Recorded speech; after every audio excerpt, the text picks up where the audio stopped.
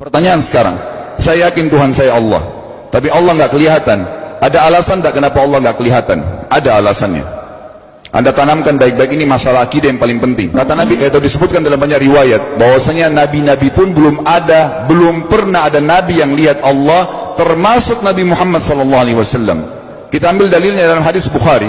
Waktu Nabi SAW pulang dari Isra Mi'raj, jemaah sekalian, Aisyah bertanya radhiyallahu anha, berkata, istri beliau, ya Rasulullah, hal tara rabbak, apakah anda waktu Mi'raj ke langit, terima perintah salat, sempat lihat Tuhan anda enggak? Lihat enggak Allah itu bagaimana?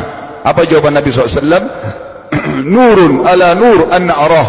Allah itu cahaya, di atas cahaya, terang sekali, bagaimana saya bisa melihatnya? Artinya Nabi SAW mengatakan, saya sendiri belum pernah lihat bagaimana itu Allah. Contoh sebelumnya Nabi Musa alaihissalam.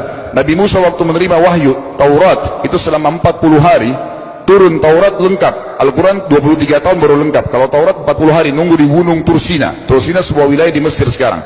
Itu banyak gunung-gunung batu, ada satu gunung batu yang tinggi, Nabi Musa nunggu di situ. Setiap hari Jibril datang turunin surah, turunin ayat gitu. Setelah berlalu 37 hari dari 40 hari menunggu Taurat turun, Nabi Musa alaihissalam tiba-tiba bertanya kepada Allah, mengatakan begini dalam Al-Quran, A'udzu billahi rajim, Rabbi arini anzur ilaik. Wahai Tuhanku, izinkan aku melihatmu. Aku beriman kau ada ya Allah, tapi aku ingin lihat kau bagaimana. Allah menjawab, tidak mau mengecewakan Nabi Musa. Sebagai manusia Allah mengatakan, lan tarani.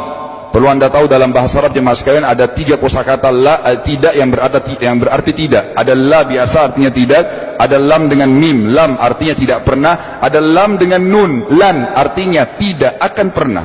Allah mengatakan apa? Lan tarani, kau tidak akan mampu melihatku wahai Musa. Tapi Allah nggak mau kecewain Musa. Ternyata Musa selama 37 hari jemaah sekalian kagum-kagum melihat gunung-gunung batu di situ. Pergantian siang malam, burung-burung yang terbang, air yang mengalir di lereng-lereng gunung. Lalu dia mengatakan, Allah mengatakan apa? Walakin unzur ilal jabal, fa in istaqarra makanahu fasawfa tarani. Coba kamu lihat gunung-gunung batu di sekitarmu hai Musa. Kalau mereka bisa menampung kedatanganku, kata Allah, kau akan bisa melihatku. Apa yang terjadi? Allah lanjutkan, falamma tajalla rabbuhu lil jabal, waktu Allah baru niat mau datang, belum datang, ja'alahu dakka, semua gunung batu itu hancur lebur, tidak mampu menampung kedatangan Allah. Wa kharra Musa sa'iqa, lalu Musa pingsan tiba-tiba. Waktu Nabi Musa bangun, langsung ucapkan kalimat, amantu billah, saya beriman pada Allah. Berarti fakta lapangan, nabi-nabi aja belum pernah lihat Allah. Masih pertanyaan lagi jemaah sekalian, kenapa Allah nggak bisa kelihatan? Saya akan jawab dan tolong ini jadikan sebagai pegangan hidup. Ini landasan akidah kita. Kata para ulama, karena anda kalau sholat, anda mengucapkan satu kalimat yang merupakan jawabannya. Allahu Akbar. Allah Maha Besar. Akbar adalah siga mubalaghah dalam Islam. Sesuatu yang melampaui batas, Maha Besar.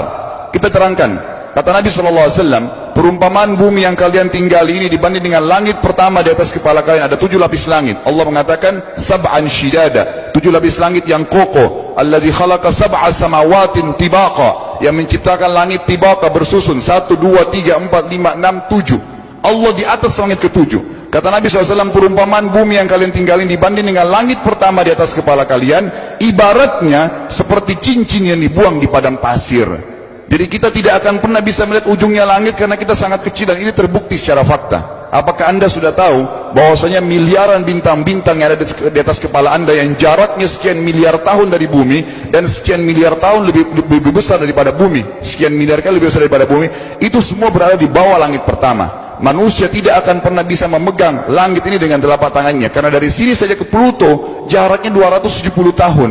Nggak bakal bisa ada astronot dikirim kena mati di tengah jalan. Jaraknya jauh sekali bintang-bintang, dan semua berada di bawah langit pertama. Kata Nabi SAW, di atasnya ada langit kedua besarnya, digabung antara bumi sama langit pertama seperti cincin dibuang di padang pasir. Langit ketiga, 2, 1 dan bumi digabung tiga-tiganya, di langit ketiga seperti cincin dibuang di padang pasir, sampai langit ke-7, 5, 6, 4, 3, 2, 1 dan bumi 7 digabung, dibanding langit ke-7 seperti cincin dibuang di padang pasir. Dan langit yang luas ini jemaah sekalian dipenuhi dengan makhluk Allah yang lain namanya malaikat. Dalam hadis Bukhari kata Nabi SAW, waktu saya sedang dimi'rajkan ke langit, tidak ada 4 jari pun ukuran di langit yang luas itu, kecuali saya temukan malaikat yang sedang ruku atau sujud, penuh dengan jumlah mereka.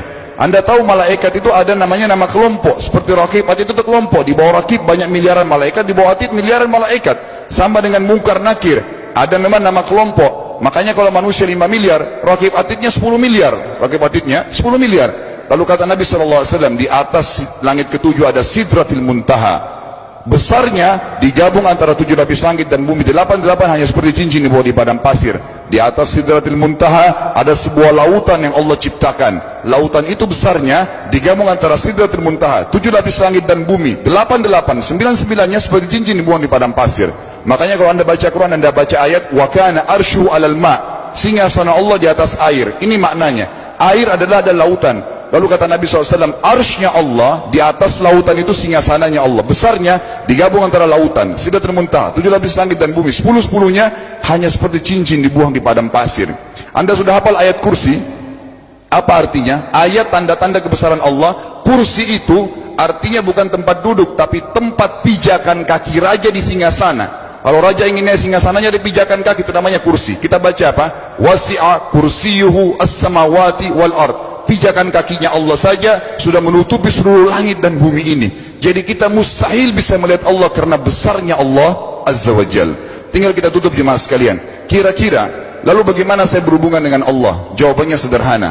Anda lingkari namanya Allah, ini Tuhan kita. Yang menyembah selain Allah kafir, yang mempartisipasikan Allah dengan makhluknya, masih sembah berhala, kuburan, jimat, namanya syirik. Dua-dua nggak boleh. Untuk berhubungan dengan Allah yang tidak kelihatan dengan mata kita ini, tapi kita bisa rasakan keberadaannya, cuman satu cara. Di bawahnya lingkarin ibadah, sholat, puasa, zakat, haji, takziah, ziarah kubur. Semua ini adalah rangkaian ibadah untuk berhubungan dengan Allah. Semua ibadah ini jemaah sekalian harus seperti yang Allah mau, bukan yang anda mau. Ini penting. Karena kalau tidak seperti yang Allah mau, Allah tidak terima. Bagaimana caranya supaya bisa seperti yang Allah mau? Ikuti buku pedomannya. Ada Al-Quran, ada Sunnah. Yang beribadah keluar dari dua pedoman wahyu ini tidak akan diterima oleh Allah. Seperti anda kalau kerja di perusahaan, pimpinan perusahaan kasih peraturan, Senin pakai baju kuning, Selasa baju hijau, Rabu pakai baju hitam. Datang jam 7, keluar jam 5 sore. Ternyata anda tidak. Hari Senin anda pakai baju yang hari Rabu, datangnya jam 9, keluar jam 2 siang. Dikeluarkan oleh pimpinan atasannya. Itu baru peraturan manusia. Bagaimana dengan peraturan Allah Azza wa Jal?